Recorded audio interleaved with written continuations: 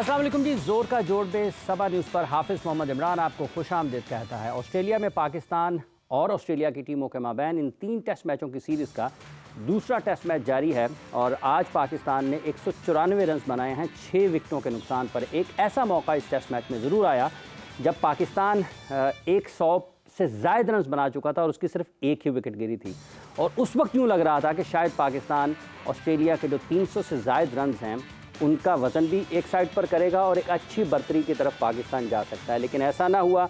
यके बाद दीगरे पाकिस्तान की विकटें गिरती चली गईं। अब्दुल्ला शफीक के आउट होने के बाद शान मसूद ने भी कहा कि अब्दुल्ला बाहर क्यों बैठे हैं, मुझे भी जल्दी चले जाना चाहिए। बाबर आजम एक मतलब फिर नाकाम रहे रन्स करने में और आज के दिन में पाकिस्तान के लिए सबसे बड़ी जो तशवीशनाक चीज़ रही वो ये कि बाबर आजम मुसलसल नाकाम हो रहे हैं। इस टेस्ट मैच में अब तक की जो सूरत हाल है उस पर हम बात करेंगे। पाकिस्तान के अभी भी मैच में पाकिस्तान की गिरफ्त मजबूत है क्योंकि कल पाकिस्तान के फास्ट बॉलर हसन अली ने यह कहा था कि हमारी मैच पर गिरफ्त मजबूत है। इस मैच के हवाले से पाकिस्तान के बल्लेबाजों ने कहाँ गलतियाँ की, पिच कल कैसा खेल रहा था, आज पिच का रवैया कैसा था, इस पर बात रहेगी। फिर साथ ही साथ पाकिस्तान हॉकी फेडरेशन के सदर तारिक बुख्ती साहब ने आज एक वीडियो बयान जारी किया है जिसके मुताबिक उनका ये कहना है कि पाकिस्तान हॉकी फेडरेशन ने एक ख़त लिखा है जिसमें ये हुकूमत को ख़त लिखा है जिसमें ये दरख्वास्त की गई है कि FIA में पाकिस्तान हॉकी फेडरेशन के कुछ माजी में जो काम करने वाले अहम ओहदों पर काम करने वाले अफराद हैं उनके ख़िलाफ़ कुछ तहकीकात चल रही हैं। मुबैना तौर पर यह करप्शन की कहानी है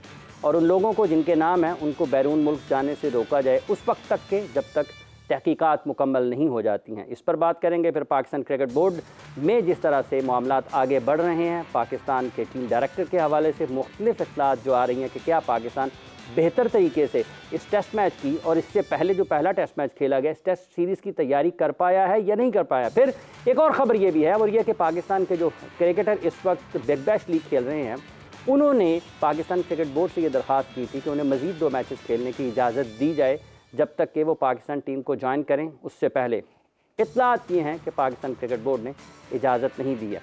इन सब मौज़ूआत पर हम गुफ्तगू कर रहे हैं। मेरे साथ स्टूडियोज़ में मौजूद हैं पाकिस्तान क्रिकेट बोर्ड के साबिक चीफ सेलेक्टर जनाब अजहर खान साहब। अस्सलाम वालेकुम खान साहब। जी बहुत शुक्रिया जी। वालेकुम अस्सलाम। बहुत बहुत शुक्रिया आपका। इनके साथ मौजूद हैं स्पोर्ट्स एंकर जनाब चौधरी इरफान ज़हीर साहब। चौधरी साहब अस्सलाम वालेकुम। बहुत बहुत शुक्रिया आपका भी। खान साहब, बाबर आजम के साथ क्या हुआ?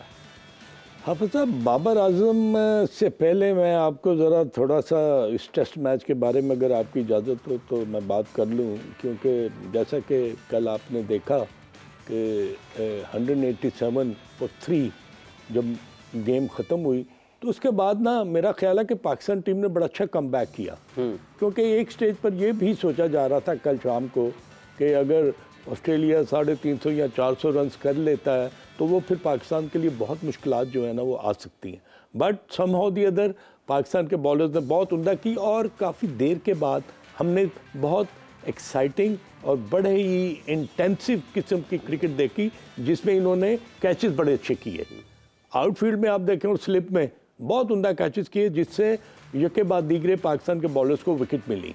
तो 187 for 3 पर इनकी फील्डिंग इतनी अप टू द मार्क नहीं थी, बट इन्होंने कल आज जो मैच ख़त्म हुआ और उससे पहले पाकिस्तान टीम ने जिस तरह की बॉलिंग की उससे वो ऑस्ट्रेलिया रन हासिल नहीं कर सकी जिसकी उनको शिद्दत से जो था वो तजस्सुस था। वो चाहते थे हम एक लंबे रन जो ऑन बोर्ड करें।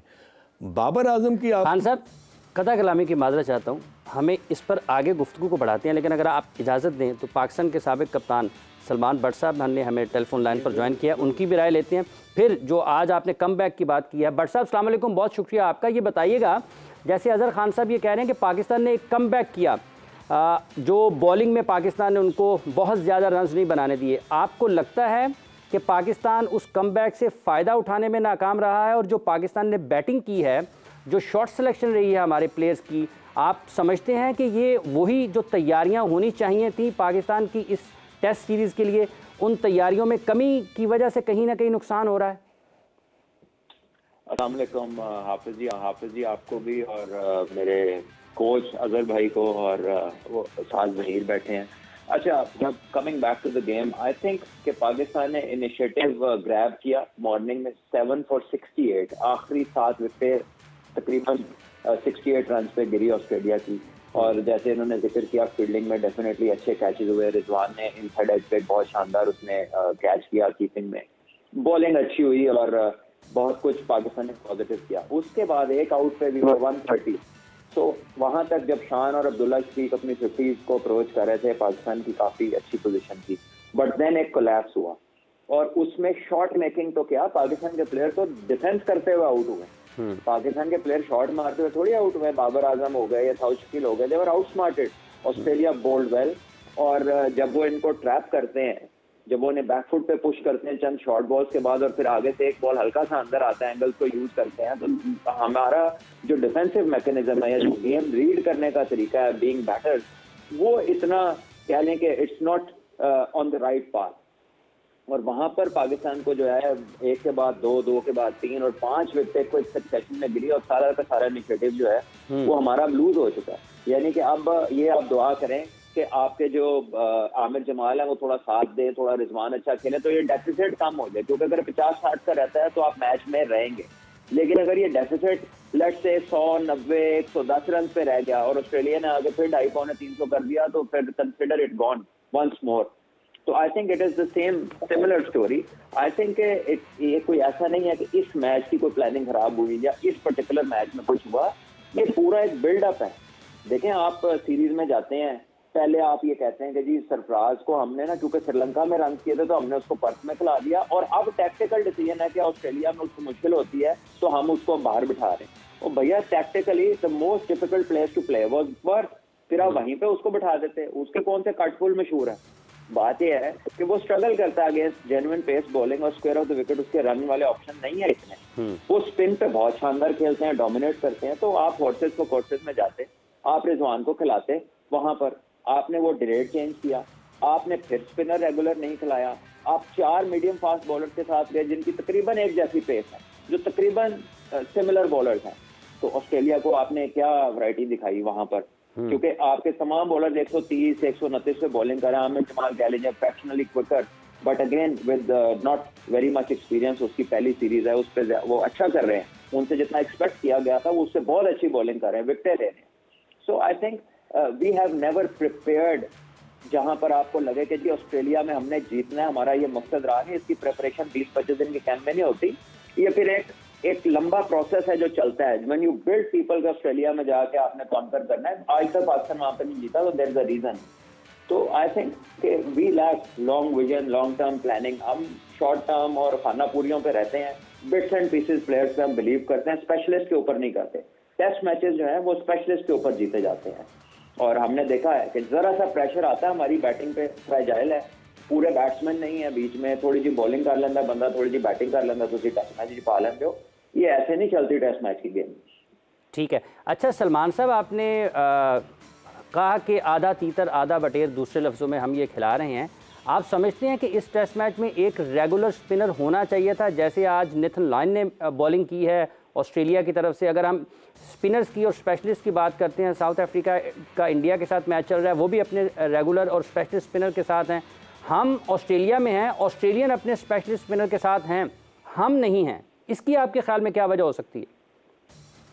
देखिए, हमारा मसला ये है कि हम स्पेशलिस्ट में बिलीव ही नहीं करते। आप देखें कि हमारा दोनों टेस्ट मैचों में स्पिनर कोई खेला ही नहीं, और जबकि बॉल ग्रिप हुआ, टर्न हुआ, अगर आप वार्नर की विकेट गिरी, जब वार्नर को सलमान आगा ने आउट किया, वो बॉल बाउंस भी हुआ, टर्न भी हुआ, हमने उसको बदल दिया। उसने अगला ओवर नहीं किया विकेट लेने के बाद। अगर आप वो मैच देखें, हमने उसको बदल दिया। हम टैक्टिकली भी स्विच ऑन नहीं है। यानी वार्नर जो है वो अपनी क्रीज से 1 फुट बाहर खड़ा होकर खेल रहा था। 17.1 ओवर के बाद पाकिस्तान ने पहला बाउंसर किया है। पहले 103 बॉलों में एक बाउंसर नहीं किया पाकिस्तान ने, एक बंदा 1 फुट बाहर खड़ा अपनी क्रीज से, और आप उसको चैलेंज, बड़ा ग्राउंड है, इधर कौन सा पोल पे छक्के लगने, एक आधा लग भी गया तो दूसरी खड़ी हो जाएगी या ग्राउंड के अंदर गिरेगी। दूसरा ओवर टेस्ट मैच शुरू हुआ है, दूसरे ओवर में आपका पॉइंट पीछे चला जाता है, आप उसको इजी सिंगल देना शुरू कर देते हैं। प्रेशर बिल्ड ही नहीं करते। आपके टैक्टिक्स ऐसे हैं फील्डिंग में कि जो ये कहते हैं यार स्कोर रोक लें किसी तरह। भाई आप 20 विकेटें नहीं लेंगे ना तो आप मैच नहीं जीत सकते। मैं अपने एक्सपर्ट्स को सुनता हूँ, अपने टीम के ऑफिशियल्स की बातें सुन रहा हूँ, उन्हें स्ट्राइक रेट की पड़ी है, उन्हें इंटेंट की, और यार 1.5 दिन पहले तुम मैच हार जाते हो, आपको जल्दी किस बात की है? सवा दिन मैच का पहले फैसला। अभी भी 2 दिन हुए जो है आपके 6 आउट हो चुके हैं, अभी 3 दिन पड़े हैं मैच के। आज भी आप शान को देखें, इतना अच्छा खेला, क्या जरूरत है निकल के मारने की, और मारना भी है तो अगेंस्ट द स्पिन मार दिया उसने, मारा था विद द स्पिन खेल था। तो आई थिंक कि हमने जो है ना बेसिक मिस्टेक्स की वजह से एक मुश्किल चीज को और मुश्किल बना लेते हैं अपने लिए।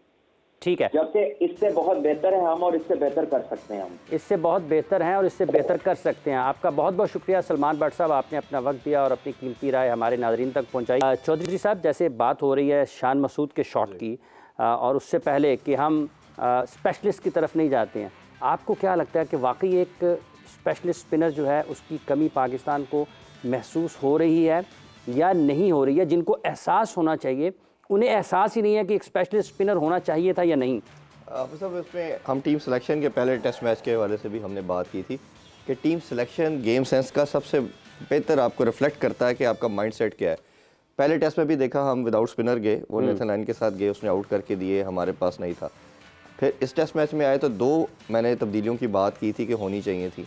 एक तो आपका साजिद खान मस्ट खेलना चाहिए था, उनके 5-6 लेफ्ट हैंडेड बैट्समैन है, वो मस्ट आपकी जगह बनती है। दूसरा ये था कि आपको किसी ना किसी तरह टीम में साइम अयूब को इंडक्ट करना था।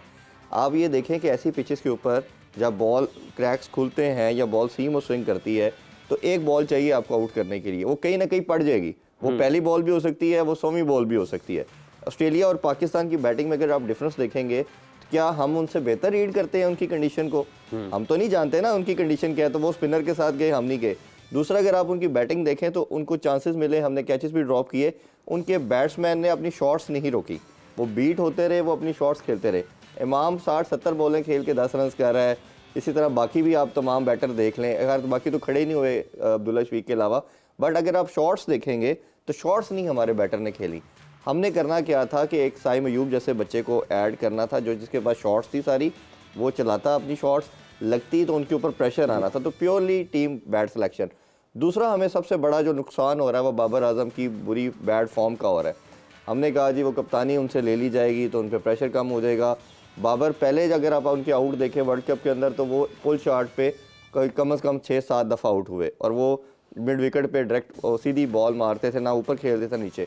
अब जो टेस्ट मैचेस में अगर आप उनकी परफॉर्मेंस देखें, सबसे बड़ा स्टैट ये है कि Babar Azam have never been man of series in test matches, जो बहुत बड़ा डायलेमा है। एक पाकिस्तान के लिए बहुत बड़ा सेटबैक है कि हमारा ओडीआई का नंबर 1 बैट्समैन टेस्ट में जब आता है तो वो मैन ऑफ सीरीज कभी नहीं हुआ।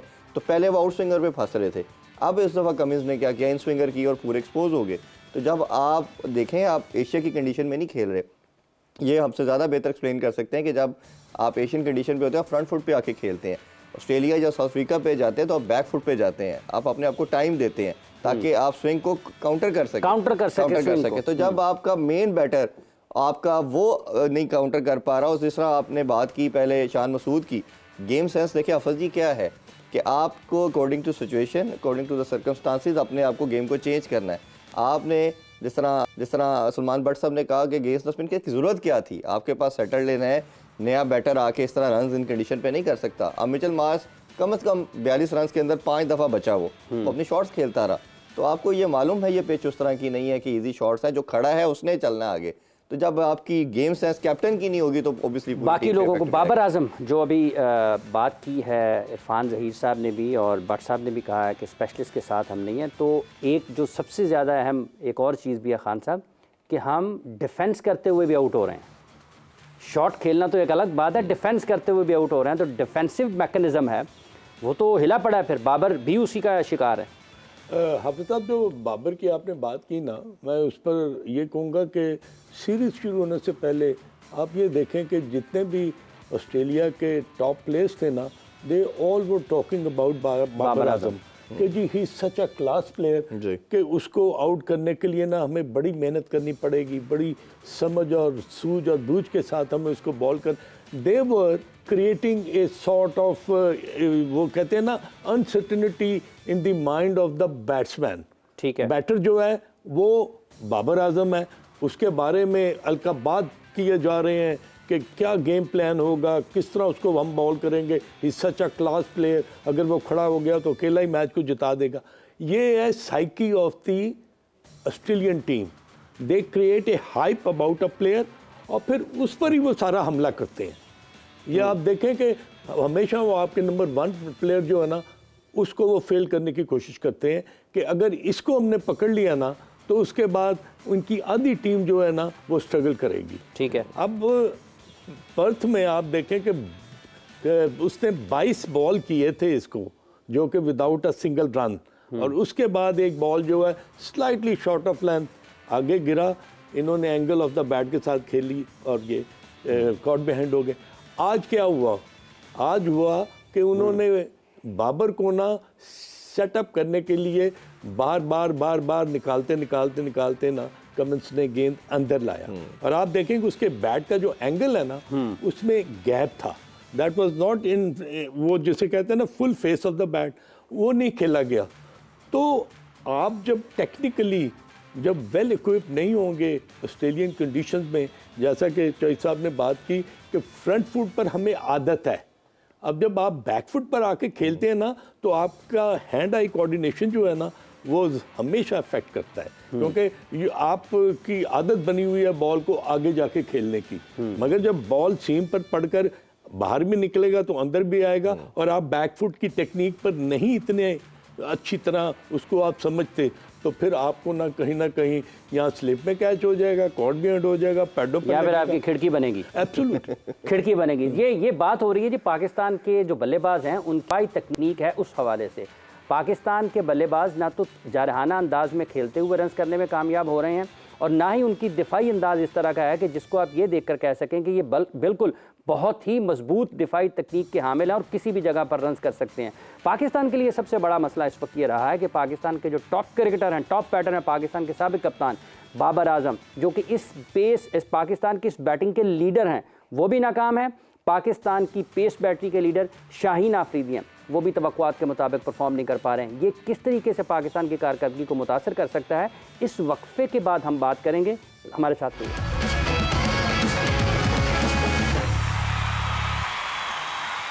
जोर का जोड़ में आपको एक मरतबा फिर खुश आमदीद कहते हैं। बात हम कर रहे हैं पाकिस्तान क्रिकेट टीम और ऑस्ट्रेलिया के माबैन खेले जाने वाले इस 3 टेस्ट मैचों की सीरीज़ के दूसरे टेस्ट मैच के हवाले से, जिसका आज दूसरा दिन था। शान मसूद की कारकर्दगी के हवाले से कि एक अच्छा मौका उनको जब मिला तो वो ज़ाया करने की क्या वजह थी, इतनी जल्दबाजी की ज़रूरत क्या थी, और क्या वो इसी अंदाज से अपनी जो विकेट है उसकी कोई भी अहमियत क्या उनकी नज़र में नहीं है कि हर वक्त शॉट्स खेलते रहना, कतई नज़र इसके कि कंडीशंस आपको इजाज़त देती हैं या नहीं देती हैं, हालात उसका तकाजा करते हैं या नहीं करते हैं।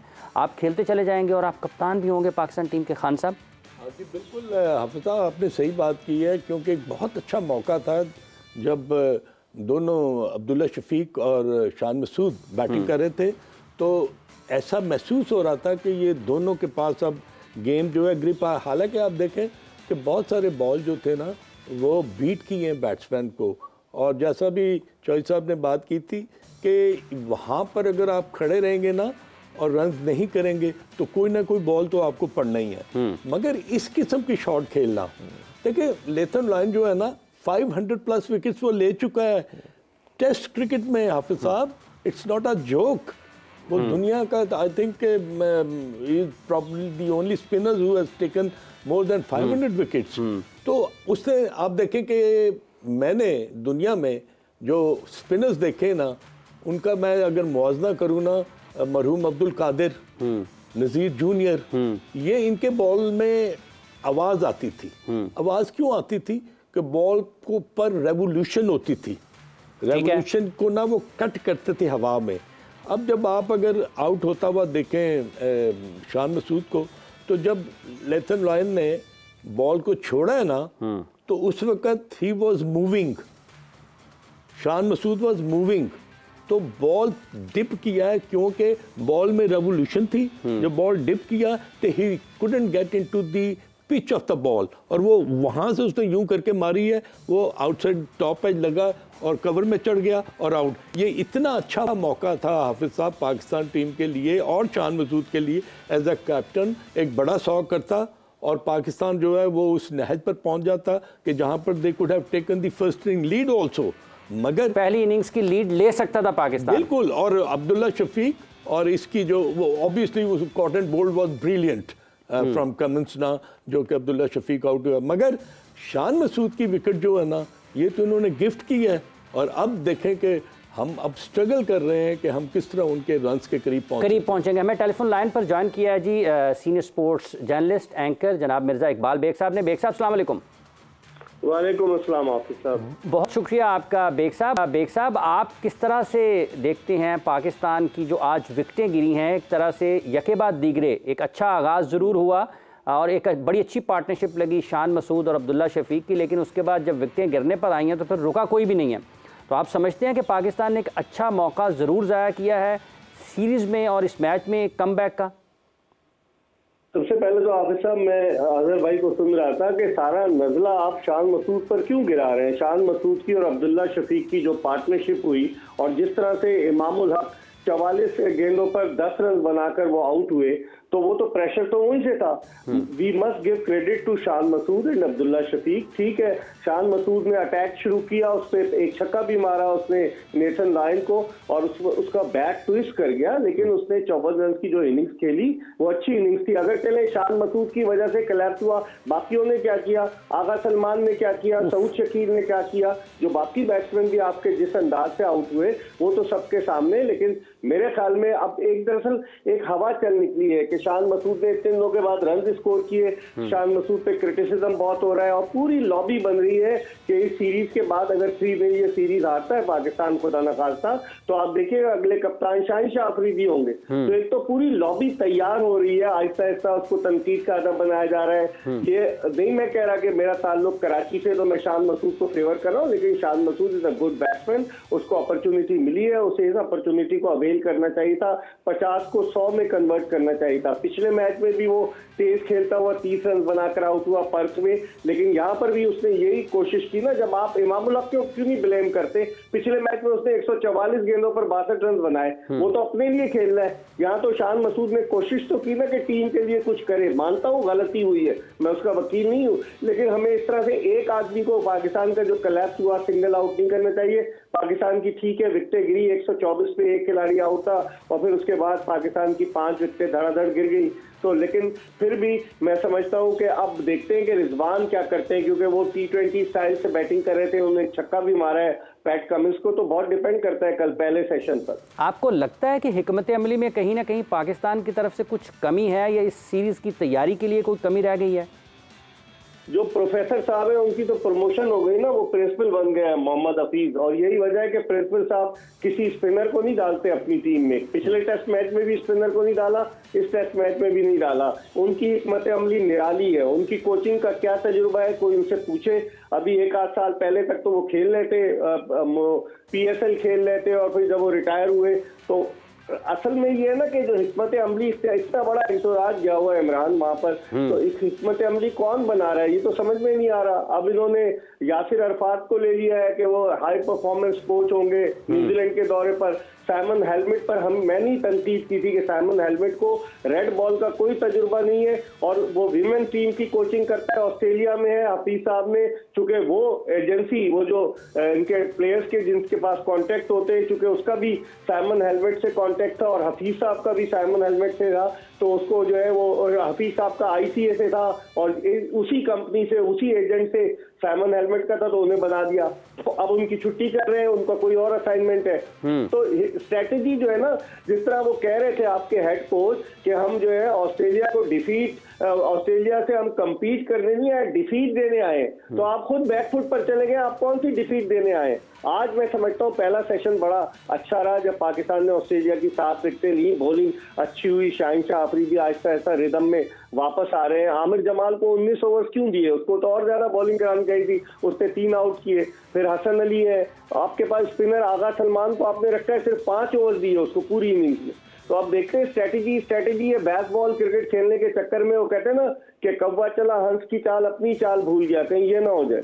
अच्छा बेग साहब, एक पाकिस्तान हॉकी फेडरेशन के मामलात को आप कैसे देखते हैं? आपके वक्त का फ़ायदा उठाना चाहता हूँ। पाकिस्तान हॉकी फेडरेशन के जो सदर हैं उन्होंने आज एक वीडियो बयान जारी किया है जिसके मुताबिक PHF के कुछ जो साबिक ओहदेदारान हैं उनके हवाले से कुछ ख़त लिखे हैं हुकूमत, एक ख़त लिखा है हुकूमत को कि इनका नाम ECL में डाला जाए और पाकिस्तान से बाहर जाने से रोका जाए। वो बयान हम आपको सुनाते हैं, आप वो भी सुन लें, फिर उसके ऊपर आपकी राय चाहिए होगी। जी ये देखिए कि जी तारिक भुगटी साहब जो हैं उन्होंने पाकिस्तान हॉकी फेडरेशन के सदर, उन्होंने क्या कहा है आज। भी हम करेंगे इस्लामाबाद में इंशाल्लाह, सबके साथ हम शेयर करेंगे। और दूसरा, कुछ FIS में केसेस चल रहे हैं जो कि इंक्वायरी हो रही है। मैंने एक लेटर जारी किया है ECL में, मैंने कुछ लोगों के नाम डाल दिए। जब तक वो इंक्वायरी कंप्लीट नहीं होती किसी को बाहर जाने नहीं दिया जाए। वो लेटर मैंने आज इंटीरियर मिनिस्ट्री में भेज दिया है। हम किसी को भी यहाँ से निकलने नहीं देंगे जब तक इंक्वायरी मुकम्मल नहीं होती। अगर वो इनोसेंट हुए उसके बाद बेशक वो बाहर चले जाएं। अगर उन पे कोई प्रूफ हुआ तो हम सख्ती से उनसे निपटेंगे। वो पैसा पाकिस्तान का उनसे निकाल के हॉकी फेडरेशन के लिए, उनकी फलाही कामों के लिए खर्च करेंगे इंशाल्लाह। जी बेग साहब।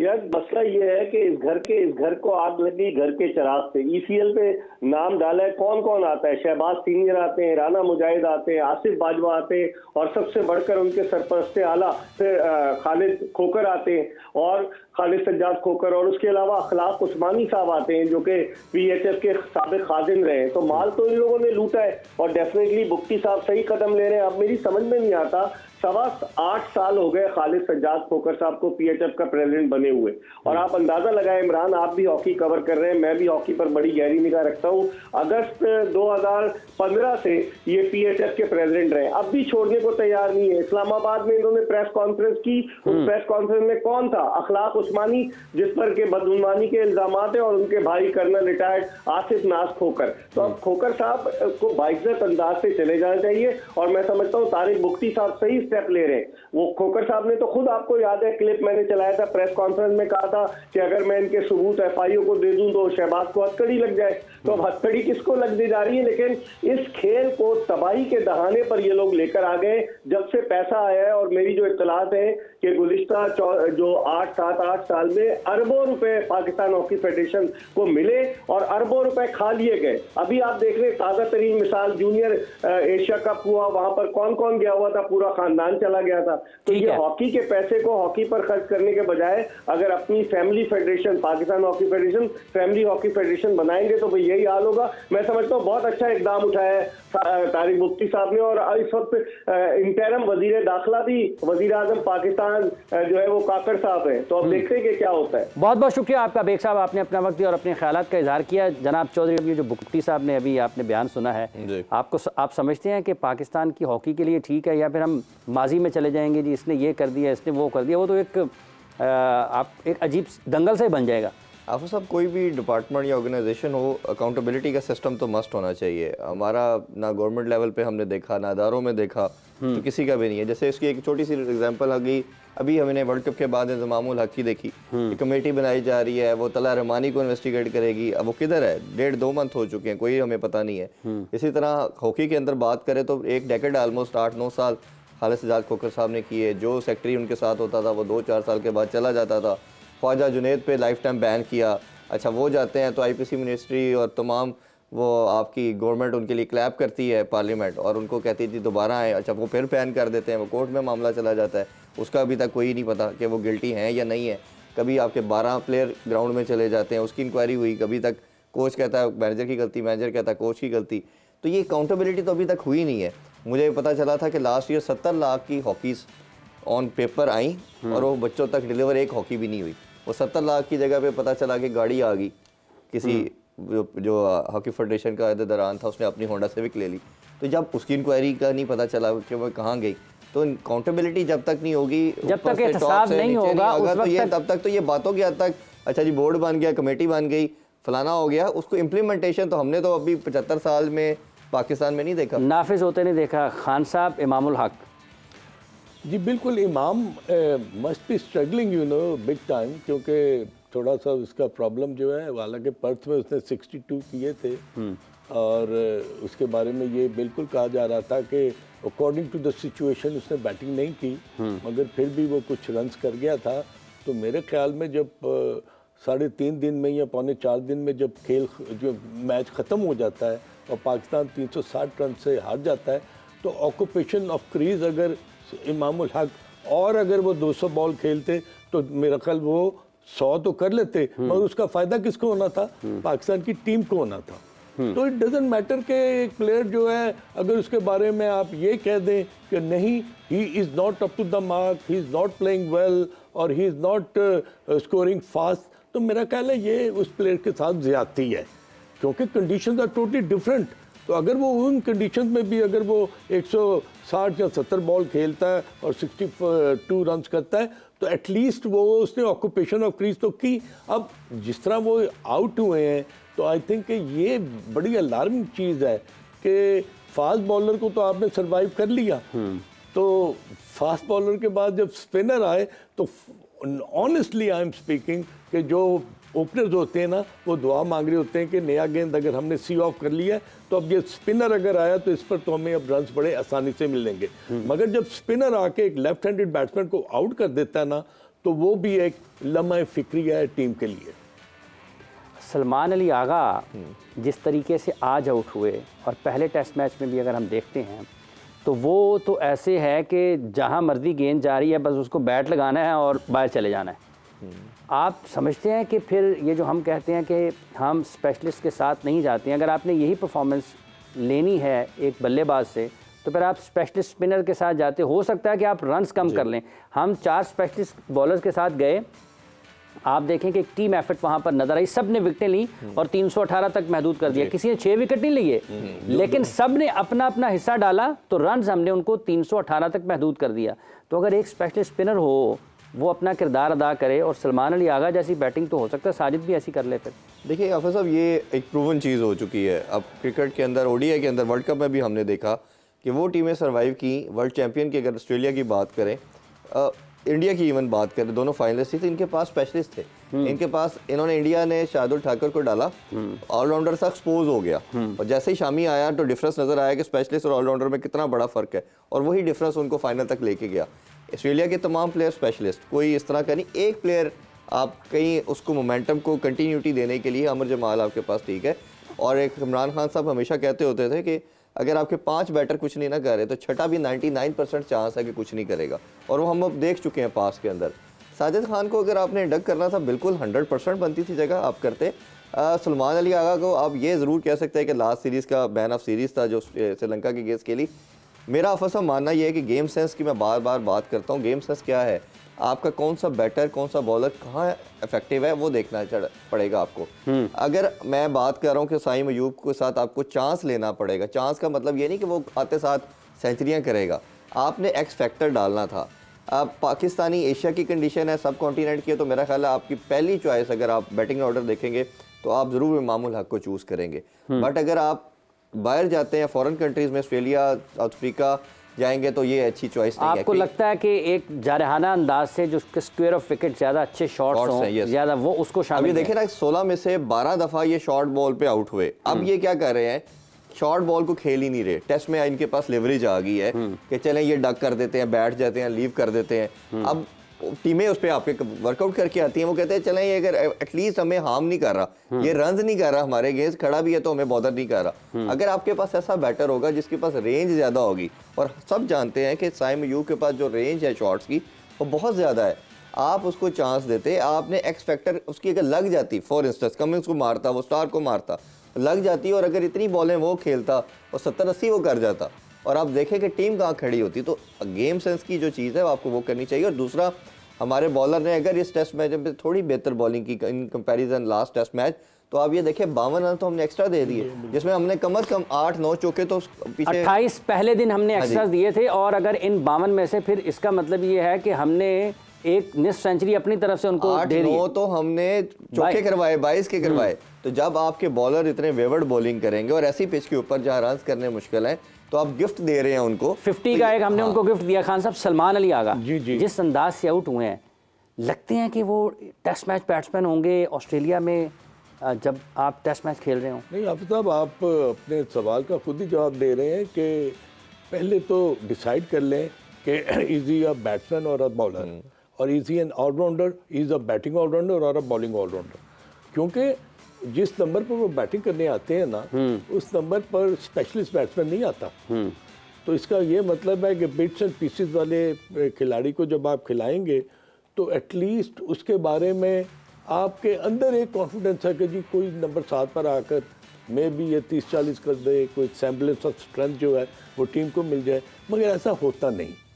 इसलिए कि अगर एज ए स्पेशलिस्ट बॉलर अगर आपने 5 ओवर करने हैं पूरे दिन में, बल्कि पूरी इनिंग में, तो फिर इसका ये मतलब there is something wrong somewhere. तो उसके लिए क्या ज़रूरी नहीं है कि जैसा कि आपने भी बात की और शाहिद साहब ने भी बात की कि स्पेशलिस्ट का होना, चाहे देखिए why you have called Sajid Khan from Pakistan, the reason is कि उसको खिलाने के लिए कि 5 या 6 लेफ्ट हैंडेड बैट्समैन है ऑस्ट्रेलिया के, तो चलो हमारे पास एक जेन्युइन ऑफ स्पिनर आएगा तो मैं जो कोई फर्क डाल सकता है। इसमें एक लास्ट में ऐड करना चाहूँगा बात। साहब एक मिनट, मैंने कल भी आपसे बात की थी कि हम स्ट्रगल कर रहे हैं किस चीज़ में कि हम अपने नंबर ऑफ ओवर्स पूरे नहीं करते।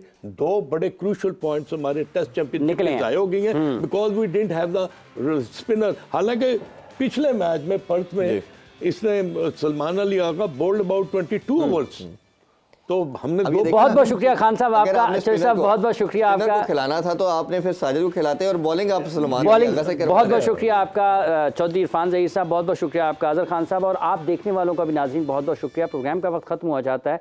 ये एक बात ज़रूर जहन में रखें कि सरफराज को ड्रॉप किया कि उनकी आखिरी टेस्ट में जो सीरीज़ थी उसमें कारकर्दगी ठीक थी, इस वजह से खिलाया और एक मैच के बाद ड्रॉप कर दिया।